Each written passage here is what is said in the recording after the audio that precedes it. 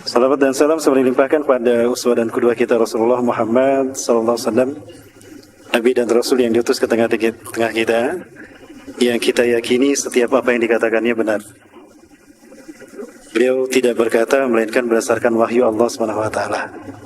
Sebagaimana Allah tegaskan dalam Quran surat An-Najm ayat kedua dan ketiga. Allah menyatakan a'udzubillahi minasyaitonir rajim. Wa ma yantiqu 'anil hawa in huwa illa wahyu yuha.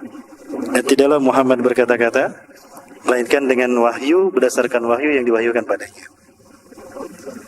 Di antara apa yang disampaikan oleh Rasulullah SAW adalah tentang fitnah yang disampaikan oleh para nabi dan rasul, yaitu fitnah Dajjal. Nah, terkait dengan fitnah Dajjal ini, Rasulullah menyebutkan dia adalah fitnah yang terbesar dan terburuk sejak Allah menciptakan Nabi Adam sampai hari kiamat. Sebagaimana dalam hadis yang tadi saya bacakan, saya temukan di dalam kitab Ensiklopedia Akhir Zaman, ya, karya Dr. Muhammad Ahmad Al-Mubayyad dari Timur Tengah, dari Syam. Beliau menukilkan hadis itu, di mana Rasulullah SAW menyatakan, "Ma baina khalqu Adama ila qiyamis fitnatun akbar minad Dajjal." Tidak ada satu fitnah pun sejak Allah menciptakan Nabi Adam sampai hari kiamat, satu fitnah yang lebih besar dari fitnah Dajjal. Walaqad anzarul anbiya wa rasulu anhu qaumahum. Dan sungguh para nabi dan rasul semuanya pernah menyampaikan kepada umatnya tentang bahaya fitnah ini. Kama anzaranu qaumahum anhu. Sebagaimana Nuh mengingatkan kaumnya tentang bahaya fitnah Dajjal ini. Nah, namun ada hal yang menarik terkait dengan hadis Rasulullah ini. Rasulullah SAW mengatakan ada satu hal terkait dengan Dajjal yang mana para nabi dan rasul tidak menyampaikannya. Artinya cuma Rasulullah yang menyampaikannya. Rasulullah SAW mengatakan, "Innahu a'war, wallahu laysa bi'awar." Sesungguhnya dia a'war dan Allah tidak a'war. Maksud dari kalimat ini menggunakan waw ataf antara dia yang a'war dan Allah yang tidak a'war. Innahu a'waru wallahu laysa bi'awar. Sesungguhnya dia pecak sebelah matanya dan Allah tidak pecak.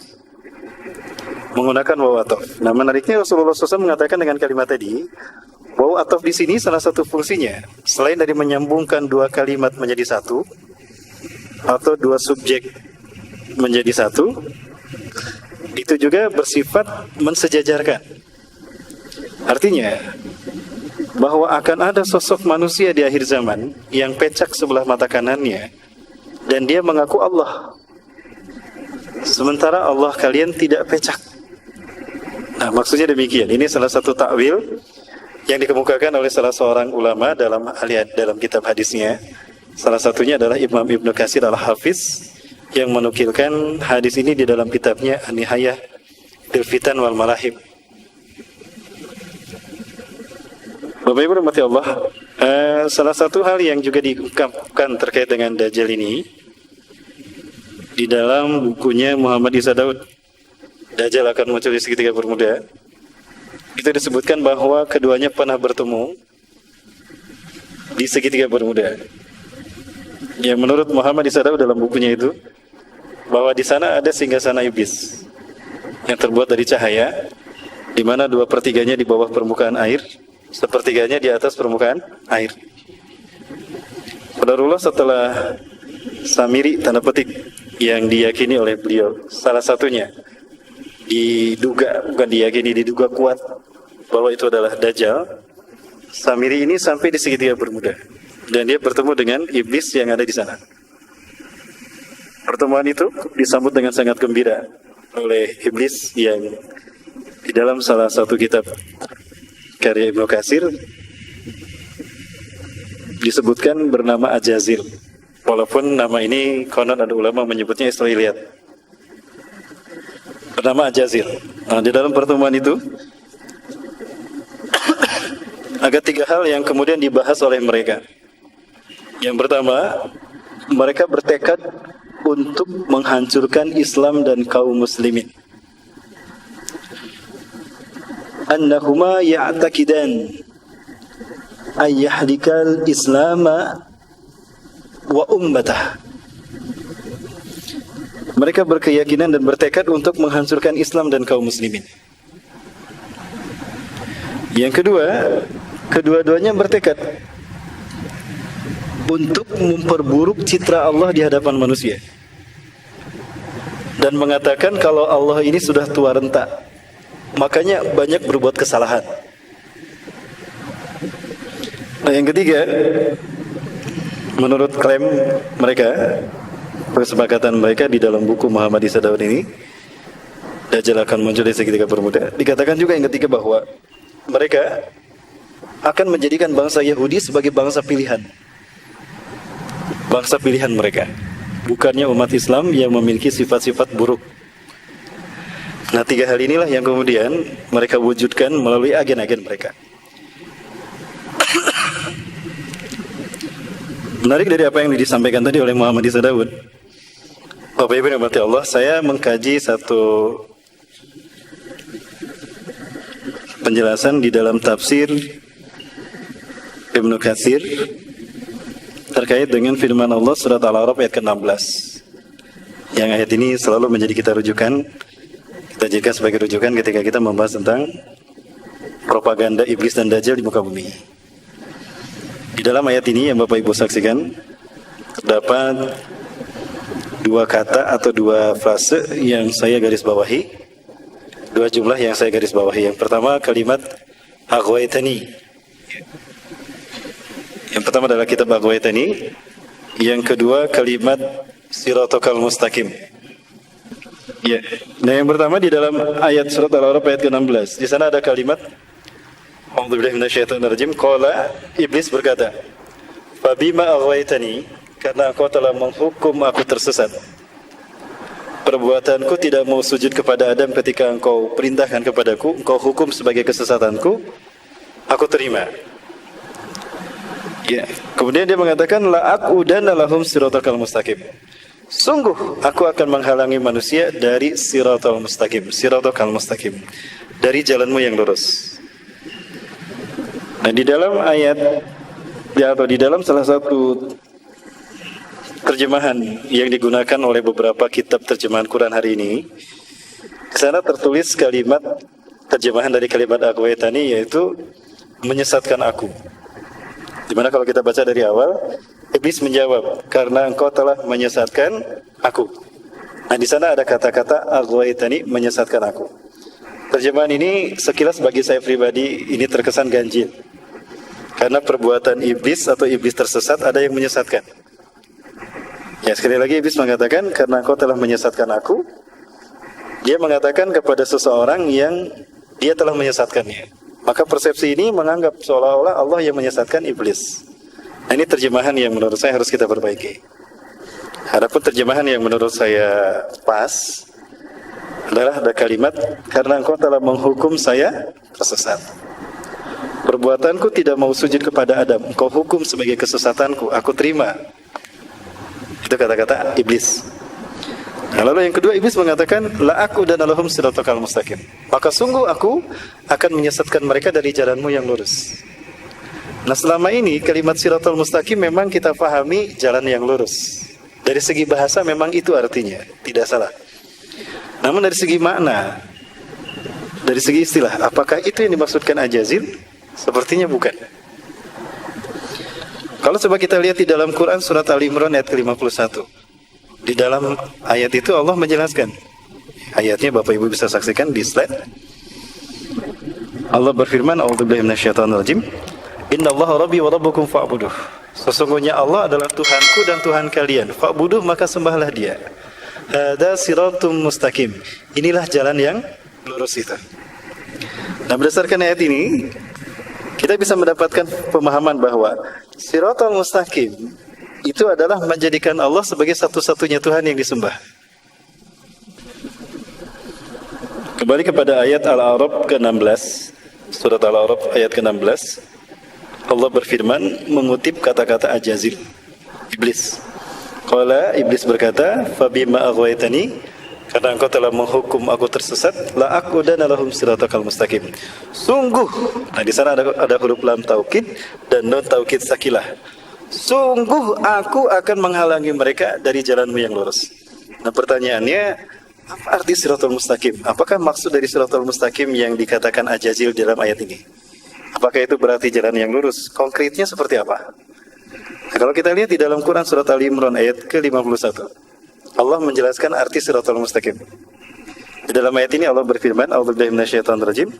Innallaha rabbi wa rabbukum fa'buduh. Sesungguhnya Allah adalah Tuhanku dan Tuhan kalian. Fa'buduh, maka sembahlah Dia. Hada siratum mustaqim. Inilah jalan yang lurus itu. Berdasarkan ayat ini juga ada kata-kata yang sama. Kalau kita buka surat Maryam ayat 36, persis sama dengan ayat yang tadi, surat Ali Imran ayat 51. Di dalam surat Maryam ayat 36 Allah juga menyatakan, A'udzubillahi minasyaitonir rajim. Wa innallaha rabbi wa rabbukum fa'buduh. Dan sesungguhnya Allah adalah Tuhanku dan Tuhan kalian. Fa'buduh, maka sembahlah Dia. Hada siratul mustaqim. Inilah siratul mustaqim itu. Oh, berarti siratul mustaqim ini mengandung maksud bahwa menjadikan Allah sebagai satu-satunya Tuhan yang disembah. Bisa diistilahkan juga bahwa siratul mustaqim ini adalah tauhid.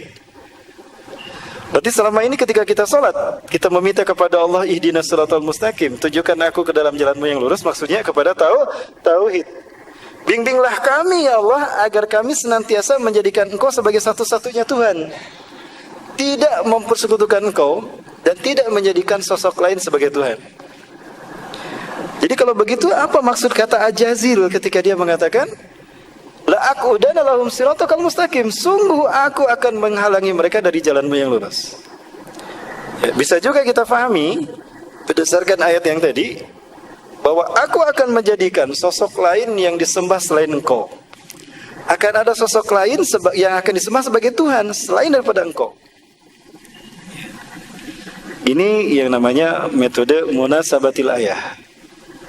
Metode memahami ayat dengan keterkaitan dengan ayat-ayat yang lain. Karena fungsi satu ayat Al-Quran adalah yubayyinu ba'du ba'dan, saling menjelaskan yang satu dengan yang lainnya. Jadi Al-Quran ini adalah salah satu sistem makna, ya, satu sistem nilai. Sehingga ketika salah satu ayat dikufuri, sama dengan mengkufuri ayat yang lain, atau sama dengan mengkufuri semua ayat Al-Quran. Karena adanya keterkaitan antara satu ayat dengan ayat yang lain. Bapak Ibu rahmati Allah, saya ingin bercerita tentang sebuah pengalaman. Ini pengalaman yang dialami oleh seseorang yang dia mengatakan kepada saya sebelum meninggal dunia. Qadarullah, Allah menakdirkan saya bertemu dengan orang ini. Dan saya bertemu dengan anak ini, dengan pemuda ini karena saya dekat dengan ayahnya. Terakhir saya bertemu dengan ayahnya adalah pada tanggal 9 Juni yang lalu. Saya bertemu dengan ayahnya, dan ayahnya ini adalah seorang dosen dari salah satu kampus ternama di Indonesia. Dan ayahnya ini adalah seorang arsitek yang banyak memberikan penguatan kepada saya terkait dengan ceramah-ceramah saya selama ini terkait dengan hal-hal yang bersifat bau arsitektur.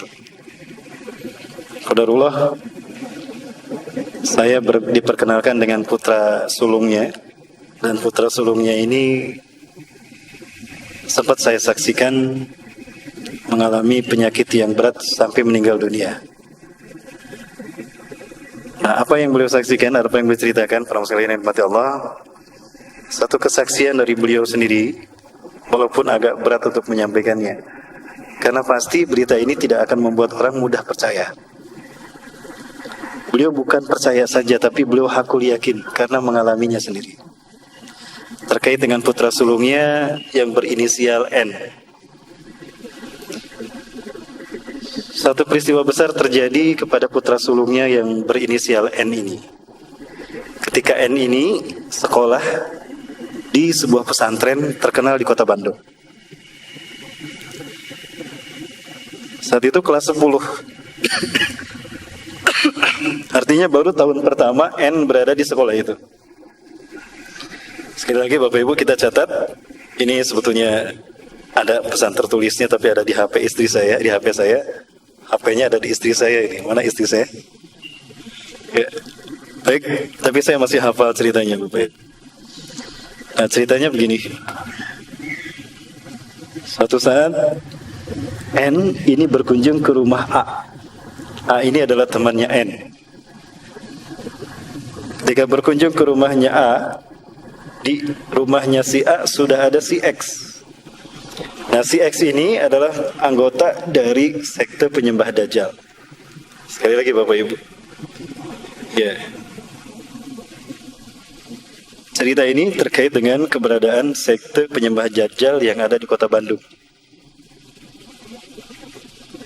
Nah, kemudian si X ini melakukan berbagai macam atraksi yang membuat kagum si A dan si N. Salah satu atraksi yang diperlihatkan, si X ini memperlihatkan saku bajunya yang kosong. Dia perlihatkan satu bajunya yang kosong. Lalu dia keluarkan kedua tangannya. Lalu dia berbicara, sekarang akan saya keluarkan uang dari saku saya yang tadi kalian lihat kosong. Lalu dia memasukkan kedua tangannya. Dia menggerak-gerakkan kedua tangannya di saku yang kosong tadi. Maka dia keluarkan tangannya yang sudah menggenggam uang sejumlah 2 juta rupiah dalam potongan 50 ribuan, yang mana uang tadi sudah dibentuk sedemikian rupa berbentuk segitiga. Ya, jangan alergi mendengar segitiga ya Bapak Ibu. Sekali lagi, segitiga milik siapapun, termasuk milik tukang bacang. Ya, tukang bacang boleh membentuk bacangnya segitiga dan tidak tersesat dan tidak gagal akidahnya kalau dia membentuk bacang dengan membentuk segitiga. Baik. Hal itu membuat terkejut si A dan si N. Lalu si X berkata kepada keduanya, saya bisa membawa sebuah motor untuk kalian, plus diantar oleh pemiliknya langsung, jika kalian mau. Ya. Namun si A dan si N saat itu tidak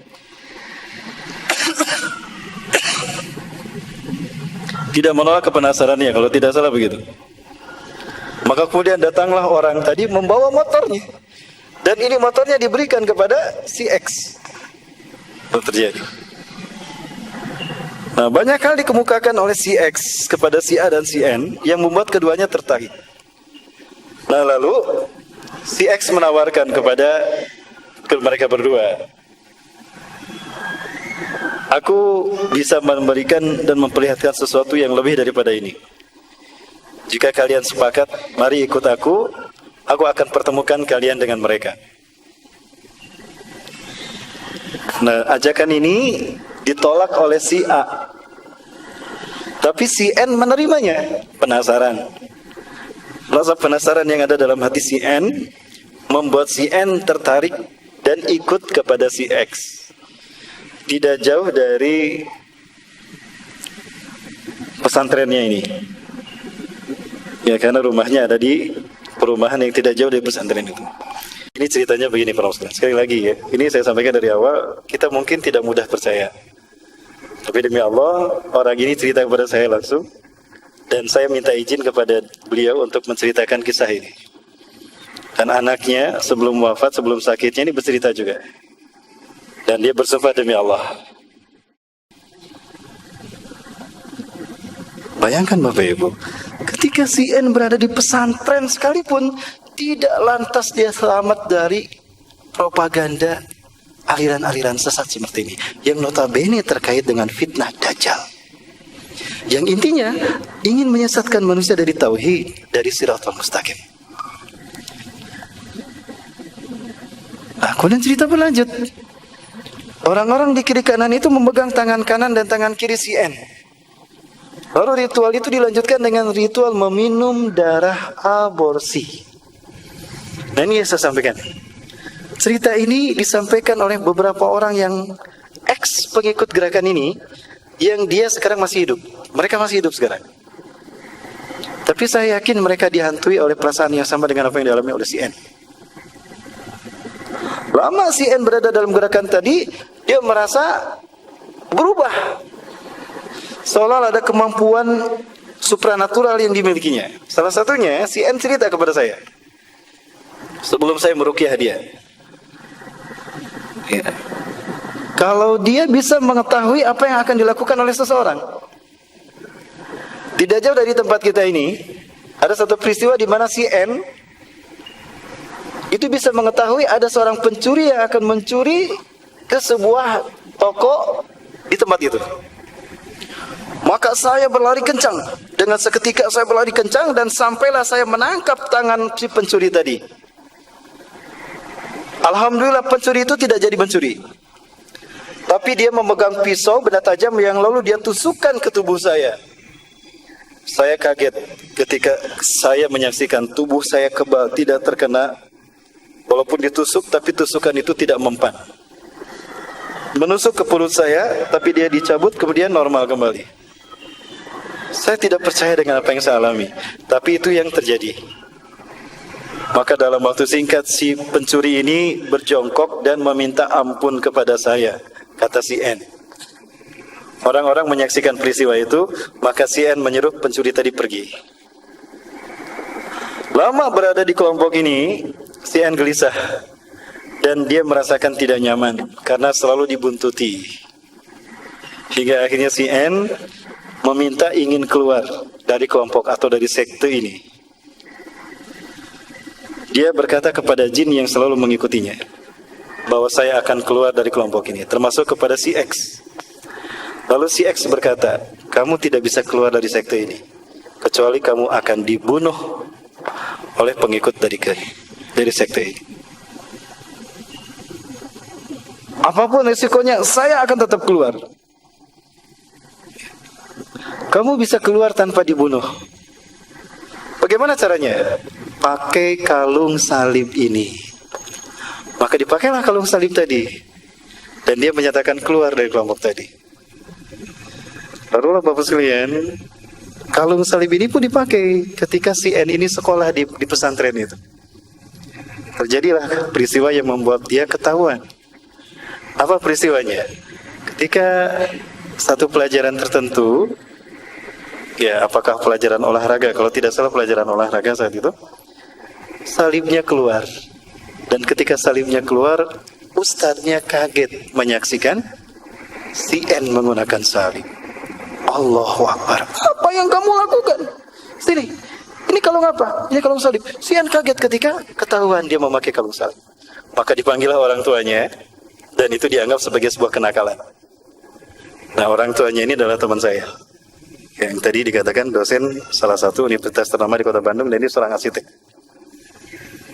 Maka diperingatkan dan dikasih teguran, si N masih bisa sekolah di pesantren ini. Barulah para sekalian berjalan demi waktu berjalan terus. Dia pun lulus dari dari pesantren ini, dan dia kuliah di ITB. Barulah Allah berhasil memberikan hidayah, maksudnya Allah memberikan hidayah padanya, dan dia berhasil melalui peristiwa demi peristiwa. Ringkas cerita, si N ini mengalami sakit parah. Di sela-sela sakit parahnya inilah dia terus terang kepada ayahnya tentang apa yang terjadi. Ketika dia terus terang, dia takut merundukkan pandangannya. Kenapa? Ada sesuatu mengawasi saya. Sesuatu mengawasi saya di jendela, takut. Seekor kelelawar besar. Ayahnya ketika melihat, aku tidak melihat apapun, kata ayahnya. Tapi saat itu ayahnya cerita bahwa di situ merasakan aura yang tidak sedap di ruangan itu. Maka aku, kata ayahnya, maka saya memegang ubun-ubun anakku ini dan aku meruqyahnya. Aku membaca ayat kursi dan trikul, qul huwallahu ahad, qul a'udzu birabbil falaq, dan qul a'udzu birabbin nas. Alhamdulillah dia bisa kembali tenang, lalu dia cerita. Dan inilah yang dia ceritakan Bapak Ibu. Kisah kalau dia pernah mengikuti sekte penyembah Dajjal yang kerap kali melakukan ritual rutin, yang satu ritualnya adalah meminum darah aborsi. Yang cerita seperti ini bukan satu orang, kepada saya pribadi, demi Allah. Dan saya bisa mempertemukan Bapak dengan orang lain yang sempat bercerita pada saya. Sekarang orang ini sudah hijrah, sekarang bersama-sama kami, bahkan beliau menjadi pemimpin sebuah kajian majelis taklim di Kota Bandung. Bapak Ibu rahmati Allah, ini adalah satu cerita dari sekian banyak orang yang menjadi korban dari peristiwa ini. Ya. Saya sempat dipanggil oleh ayahnya untuk meruqyah si N ini. Saya meruqyah si N, lalu si N cerita pada saya bertanya pada saya tentang Dajjal, tentang Yesus Kristus, tentang abang Kristen, dan tentang fitnah Dajjal. Saya banyak cerita kepada dia dan saya tidak menyangka kalau itu pertemuan yang terakhir. Tidak lama penyakitnya makin parah dan sampai berita kepada saya kalau beliau meninggal dunia. N ini meninggal dunia. Cerita ini menjadi satu bukti yang kuat, testimoni yang kuat bahwa Dajjal dengan fitnahnya itu ada. Intinya ini merupakan sebuah invasi ideologi yang mengancam siapapun, terutama kita umat Islam. Mobil khusus kepada anak-anak remaja. Maka lewat majelis ini saya berpesan khusus bagi pribadi saya sendiri dan juga bagi Bapak Ibu jamaah sekalian yang sama-sama hadir untuk waspada dengan keberadaan sekte ini. Bapak Ibu bisa mempelajari beberapa buku, ya. Sudah waktunya sudah habis. Ada beberapa buku yang Bapak Ibu bisa menemukan kisah ini di dalamnya, tapi versi seorang non-Muslim. Bapak Ibu silakan baca buku Codex Magica. Bisa saya tunjukkan, tapi saya nggak gerak ya.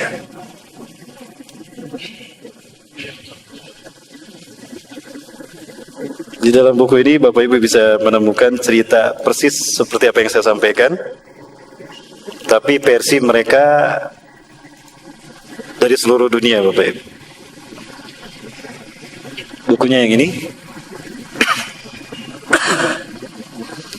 Maka Bapak Ibu akan menemukan keberadaan sekte ini dalam ruang lingkup yang lebih luas.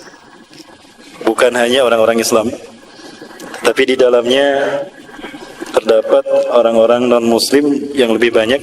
Bahkan Bapak Ibu akan kaget, kita akan kaget melihat bahwa ternyata di antara mereka yang menjadi bagian dari sekte ini adalah para pemimpin negara di seluruh dunia, para elit global, para bankir dunia dari Yahudi, bahkan pejabat-pejabat penting di seluruh dunia.